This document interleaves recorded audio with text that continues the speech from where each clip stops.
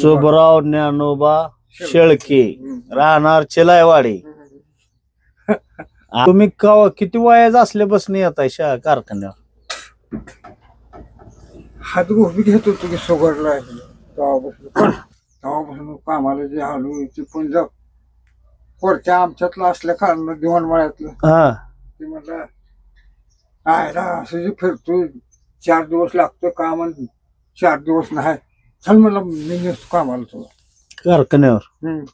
मग तेव्हा पाया भरायचं होतं काय? ह्याचा हे दगडी बांधकामाला मी घेऊन राहिलं फाडी म्हातारा असं कोण उभं राहिलं होतं. गवटी कोण घालायची कोण लावायचे. आलं कोरक्यान म्हणला आजचा दिवस म्हणला येळण वखत म्हणून नको मला झोप गाडी फाडीन घेऊन टाकचं म्हणलं. बैल ऐकायची नसते. तेव्हा बैलगाडी चालवायचा तुम्ही? फक्त बैल का म्हणूनच आला काय? आता काय बैल नाही हा ते शिकारीच बैल ओळूच होत. होय वळूच. मग का बर दुसरे पशी डरके फोडले म्हणजे कारखान्याचा आवाज नका टार अलीकडे बैल कारखाने. मग ती बैल एवढं मोठं आवारड होती. हे काळं ऊन पडलं होतं बैल ओढून धरून आम्हाला कोणून सांगायचं का नाही तिथं अण्णा हाय बर का म्हणून सांगायला पाहिजे. अण्णा असं कोण उभं राहिलंय आणि मी काय केलं 110 फाडी टाकले बसल्या.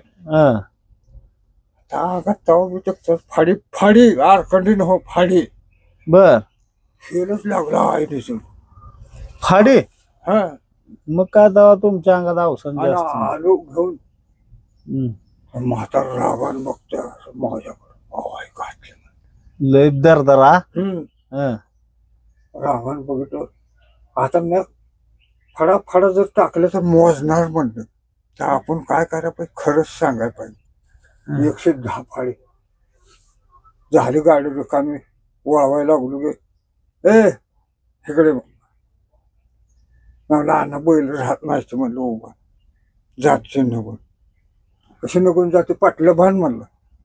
गोट्यात चाबूक ठेबूक काढते गेलो म्हणलं ह्या आधी तो पोत आहे म्हणला म्हणजे क्विंटलचं खरं पोत उचल आणि गेटवर घेऊन टाक. 100 किलोच? 100 किलोच? मी शेतागतीच बसलो. शेतागती बसल्यावर फोन जा म्हणला काय झालं म्हणून फाडी किती आणल्या? लावले 110 आणल्या. काय केवढी फाडी असेल तरी ती? मुक जनावर म्हणून आणलं काय म्हटलं आयला वाईट वाटलं बरं. होय नाही उडण्याचे चाबूक आहेच म्हणला मारायला बैलाच नाही मारावं लागत नाही.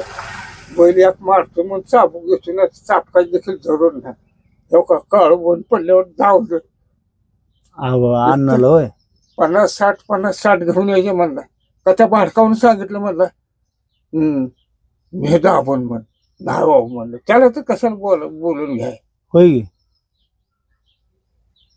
आता का होईना तुला पोथं निमडलो का नाही गेटवर तू काय म्हणला तिथं काय जात हाटीला पोतून नेसतो. म्हणजे अण्णानं बैलाचा विचार केला की लागानं मुक जनावर आहे म्हणजे तुम्ही एवढ्या फाड्या आणता काय विचार केला बैला सुद्धा गाड्या. नाहीतर लय आणले म्हणून शाबास किती येणार म्हणणार लागा लय आणलं पण ते मुख्य जनावरांचा विचार अण्णानं मुख्य जनावर सुद्धा विचार केला. अण्णा हाताखाली बैल होती काय की? बघ अण्णानंच आणली होती सुरुवातीला वळूच. चापकान सुद्धा हाणायचं नाही. तुम्हाला म्हणलं काय नाही म्हणलं तर चाप 3 टायमाला सरस्तर पेन काय खायचं खाऊ भुगाची पेन खपरी पेन का बैल एकटा ओसंडी चाला बैल पळायला लागून अशी ओसंड होय वरच्या उसंडी. बर बर बर. आता उसंड्याची बैल आहे ती का तेवढे उसंड्याच नाही त्या बैलाला.